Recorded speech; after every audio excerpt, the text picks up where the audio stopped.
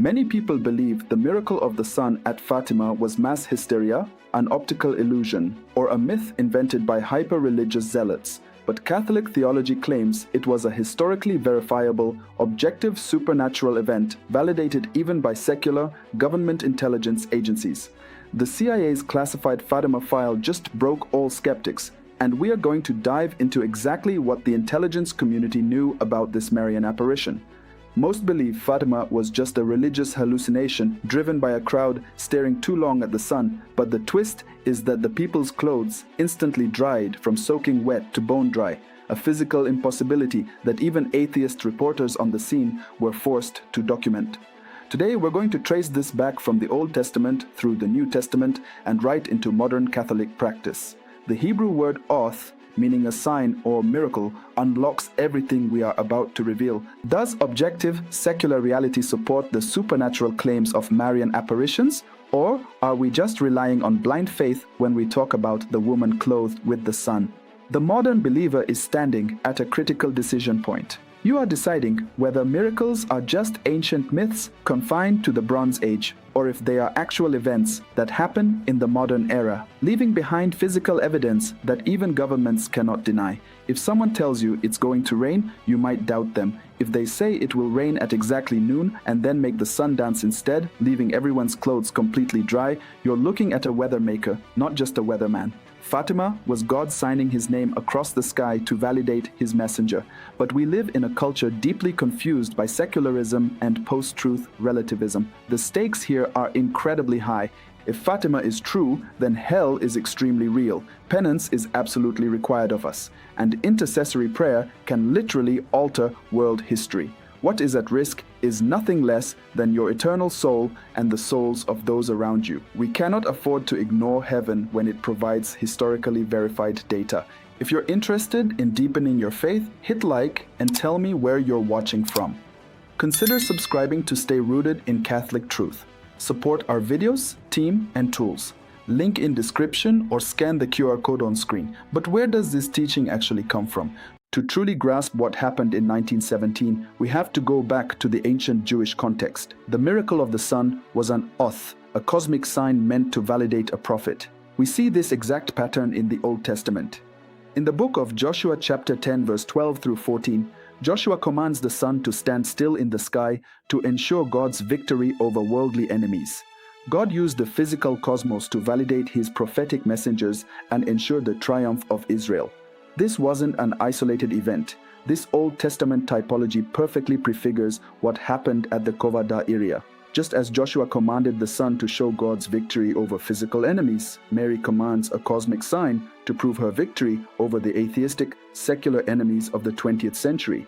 But we have to look deeper at the temple. The Hebrew word shemesh means the sun, and the temple in Jerusalem was considered a microcosm of the entire universe. The menorah represented the lights of heaven, aligning the cosmos with the worship of the Creator.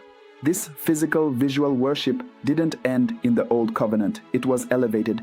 Every Mass is the continuation of this temple worship, bringing heaven and earth together. In the New Testament, this typology exploded into pure revelation. Revelation chapter 12 verse 1 describes a woman clothed with the sun. The early church immediately recognized this. In the 2nd century, Saint Irenaeus taught that Mary is the new Eve, whose obedience unties the knot of Eve's disobedience. The early Christians understood that Mary acts dynamically in human history, adorned with cosmic signs to point us to Jesus Christ. The Catholic Church has always affirmed the reality of supernatural intervention. As the Catechism of the Catholic Church, paragraph 67 teaches, private revelations do not improve or complete Christ's definitive revelation, but they help us live it more fully in a certain period of history. The miracle of the sun doesn't add a single new doctrine to the Catholic faith. Instead, it forcefully reiterates the necessity of what Christ already taught. The Church rigorously investigated the events at Fatima, gathering thousands of eyewitness testimonies, including those from skeptics, and by 1930, the local bishop declared the apparitions worthy of belief. So what does this mean practically for you today? This doctrine makes sense because God routinely uses the physical, observable universe to validate spiritual realities. He does this so that humans who rely on their physical senses can be given rational, objective grounds for faith. Grace builds upon and perfects nature. It does not destroy it. In the 20th century, the world was obsessed with scientific materialism and the rapidly spreading errors of atheistic communism in Russia. It is entirely fitting that God gave a mathematically precise, scientifically witnessed, and highly public physical miracle to shatter that materialistic worldview. We see this played out in the very files of secular governments. The Central Intelligence Agency maintained files analyzing the geopolitical implications of Fatima because the specific predictions made by 3 peasant children about the rise and spread of Russian communism were impossibly accurate. A common misconception is that the CIA file proves the miracle of the sun was some sort of UFO event or alien encounter. But actually, the intelligence files point to the geopolitical accuracy of the errors of Russia prophecy. God gave a cosmic sign to validate a message that directly addressed the most terrifying political forces of the modern age. When we understand this immense reality, it must change how we live. Heaven is not passive. Mary is actively interceding. You are called to respond to this message daily. By praying the Rosary every single day, as Mary requested, you are participating in a spiritual battle that has proven historical consequences. By practicing the first Saturday devotion and offering acts of penance, you align yourself with the cosmic liturgy that ancient Israel celebrated in the temple. It's about taking the reality of sin seriously and making reparation for the offenses committed against the Immaculate Heart. For those looking to integrate these powerful practices into their daily routines, be sure to check out our web app for daily Catholic resources and meditations that can guide you natively on your spiritual journey.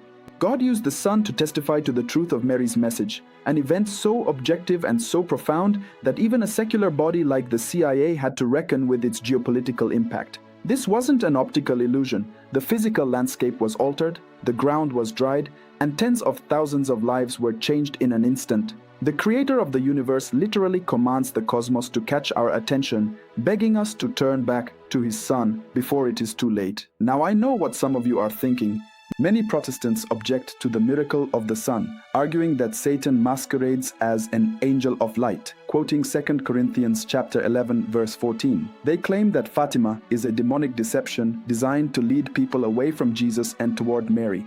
But Jesus himself tells us that a house divided against itself cannot stand.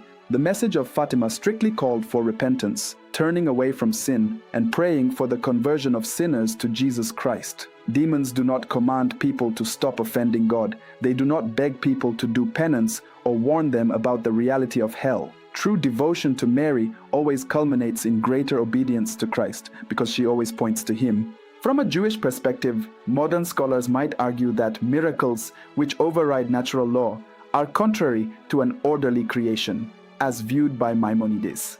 We can respect this deep reverence for God's orderly cosmos. However, Catholic theology affirms that God respects the nature he created. Rather than an arbitrary breaking of rules, miracles are the elevation of nature to its highest purpose, which is glorifying the Creator.